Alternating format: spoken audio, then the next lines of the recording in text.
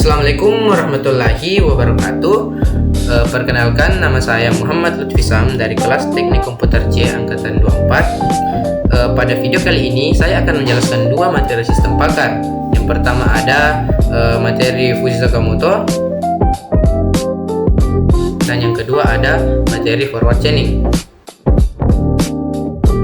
Nah, baik, langsung saja kita ke materi pembahasannya. Nah, sebelum masuk ke dua metode tersebut, sebelumnya saya akan menjelaskan apa sih itu sistem pakar. Nah, jadi sistem pakar adalah sistem berbasis komputer yang dirancang untuk meniru cara berpikir dan kemampuan pengambilan keputusan seperti seorang pakar manusia.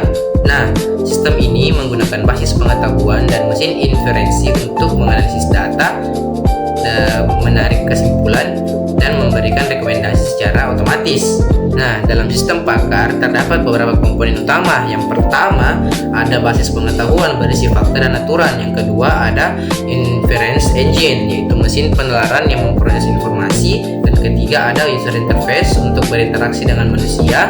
Yang keempat ada working memory, tempat penyimpanan fakta sementara selama proses inferensi berlangsung.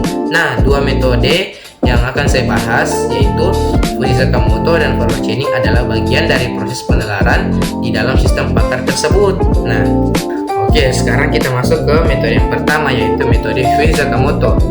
Nah, Fujii Sakamoto adalah salah satu metode dalam Fujii Inference System yang diperkenalkan oleh Hiroshi Sakamoto pada tahun 1985. Metode ini digunakan untuk melakukan penalaran berbasis logika Fujii, di mana setiap aturan if-then menghasilkan output berupa nilai tegas, Krebs value, melalui fungsi keanggotaan yang monoton.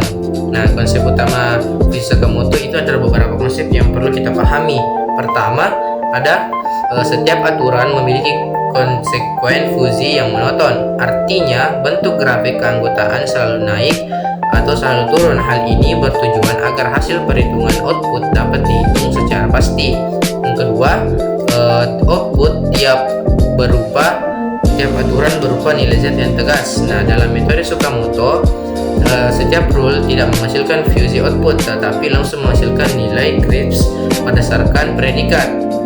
Yang ketiga, hasil akhir dapat melalui perhitungan rata-rata berbobot. Semua output dari rule digabungkan menggunakan teknik diversifikasi.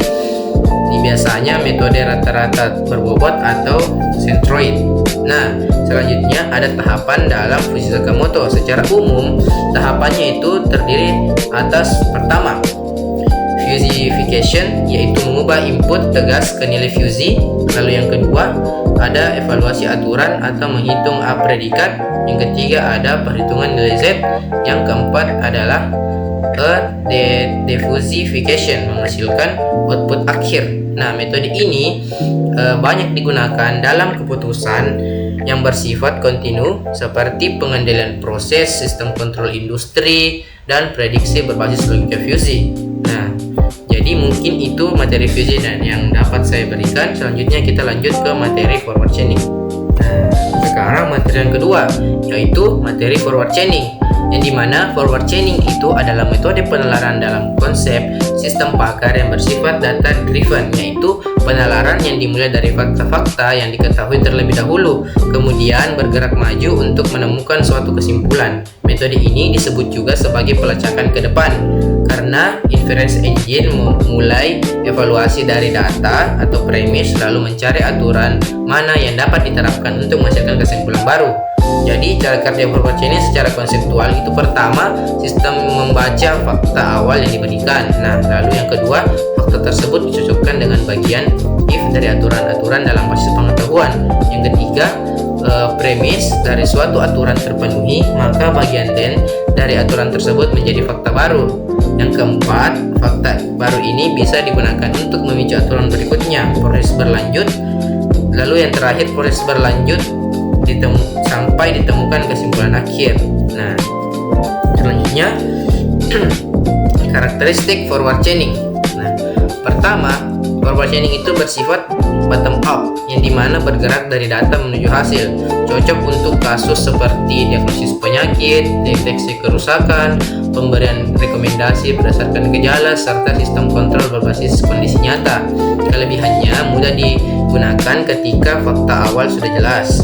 Yang kedua, cocok untuk sistem yang sifatnya responsif terhadap input data. Kemudian sifat penelaran forward chaining itu sangat bergantung pada ketersediaan premis.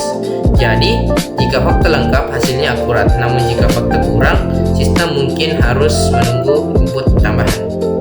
Nah, jadi itulah tadi dua materi sistem pakar dari kecerdasan buatan yang dapat saya sampaikan. Yang pertama ada Fujii Sakamoto yang berasal dari logika Fuzzy, dan yang kedua ada forward chaining yang merupakan teknik penelaran berbasis fakta. Kedua metode ini itu memiliki peran penting dalam membangun sistem pakar yang mampu berpikir dan mengambil keputusan seperti seorang ahli.